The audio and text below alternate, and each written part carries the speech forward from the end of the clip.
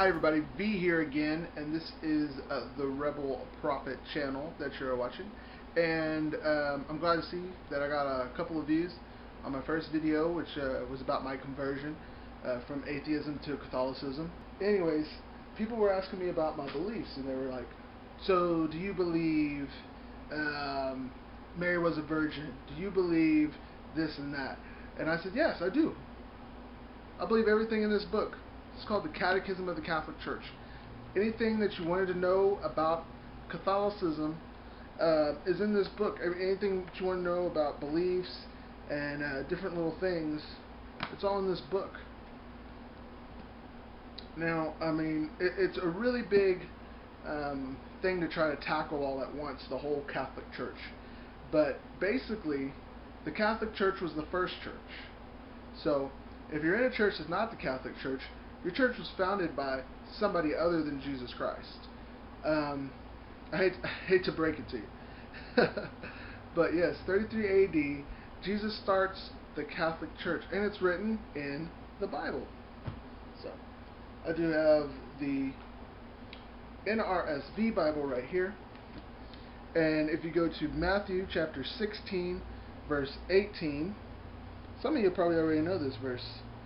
And this is really the verse that really made me start thinking, because I had never really looked at this verse and what Jesus actually says to Peter. But Jesus talks to Peter, and here we go, 18.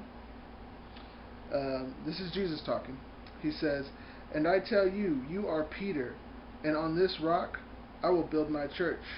Notice Jesus says church, as in one church, not churches.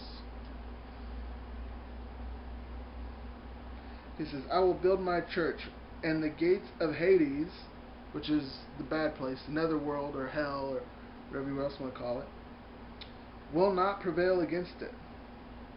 So he's telling Peter, on this church, on this rock, on Peter, he's going to build his church on Peter, basically. So Peter's going to be the foundation of Jesus' church. One church. And remember one church, because it's going to come up later in a lot of other stuff we talk about. So he's saying that the gates of hell will not prevail against this church. So what he's saying is that he's going to make this church built on Peter, and that hell will not destroy this church. Do you understand that? So if you have a church that pops up, and a couple of months down the road they can't pay their rent, and they get kicked out of whatever little shopping mall that this church was built up in, it doesn't seem like that's really Jesus' church if it can get shut down that easily. Now, if Jesus says his church, will be so great that hell will not be able to knock it down, there's only really one church that comes to mind when I hear something like that, and that's the Catholic Church, the one biggest, truest church that there is. Now, if you're thinking, oh, this guy's in his Catholic Bible that's in our New Revised Standard Version, I invite you to look at your Bible. If you're a Protestant, you probably have a New International Version, or King James Version. This is more like an updated King James Version, New International Version. And same verse right here, Matthew 16, 18, right here. And Jesus replied, oh, that's 17. And I tell you that you are Peter, and on this rock I will build my church, and the gates of Hades will not overcome it. Well, there you have it again. And if you go and look at verse 19, it says, I will give you the keys of the kingdom of heaven. Whatever you bind on earth will be bound in heaven, and whatever you loose on earth will be loosed in heaven. So if you go to the next verse, he's giving the keys to the kingdom of heaven to Peter. These are very strong words. I mean, if you believe Jesus is the Son of God, then you have to believe everything that he says is true and is worth saying, because I mean he wasn't here for a long time, Jesus, and everything that he said while his ministry was going on was probably pretty important.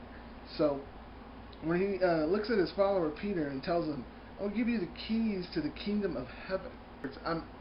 I was Protestant for a long time, and I never really noticed how much Jesus really tests Peter and really talks to Peter about a lot of things, and he tests Peter over and over and over again. Why was he doing all this? To make sure Peter was ready to get those keys to the kingdom of heaven, so that Peter would be strong enough to take on Jesus' church and to pass on his church. That's where we get the lineage of the Pope from Saint Peter, who would later be called Saint Peter. Saint Peter was given the authority to run Jesus' church.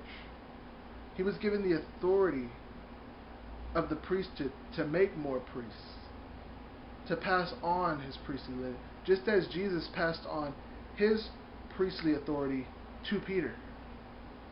Now, that's what I believe. That's what I've read in my Bible. So, thank you guys for watching. Hopefully I come back with another episode pretty soon. Thanks, guys. Bye.